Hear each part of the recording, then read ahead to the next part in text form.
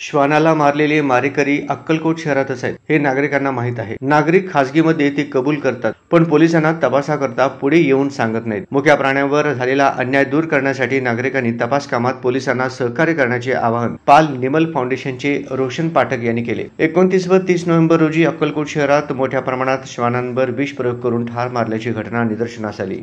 या घटनेच्या निषेधार्थ अक्कलकोट येथे शनिवारी पाल निमल वेलफेअर फाउंडेशन व प्राणी मित्र संघटना अक्कलकोट नागरिकांच्या वतीनं या घटनेच्या निषेधार्थ कॅन्डल मोर्चाचे आयोजन करण्यात आले होते। या प्रसंगी रोशन पाठक बोलत होते। मल्लिकार्जुन मंदिराच्या मागील बाजूस पाल निमल संघटनेचे राज्यातील कार्यकर्ते व अक्कलकोट शहरातील प्राणी मित्र संघटनेच्या कार्यकर्त्यांच्या वतीनं प्रारंभी मुख्या प्राण्यांना श्रद्धांजली वाहून कॅन्डल मार्चची सुरुवात करण्यात आली। या कॅन्डल मार्चमध्ये मुख्या कुत्र्यांचाही सहभाग होता।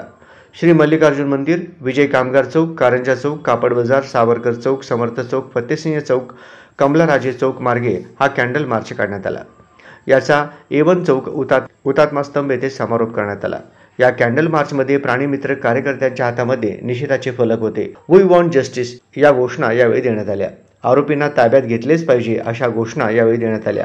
या मोर्चामध्ये अतिश कटारे, रोशन पाठक, प्रशांत केसकर, श्रीकांत झिपरे, अनुप्रीती, सागर पेटकर यांच्यासह 200हून अधिक प्राणी मित्र सहभागी झाले होते। कार्यक्रमाचे सूत्रसंचालन नितीन पाटील यांनी केले। We want justice. We want justice. We want justice. हमारा न्याय हवाय, हमारा न्याय हवाय, कठोर शिक्षा हवी आहे याच्या पाठीमागं। We want justice. We want justice. We want justice. We want justice.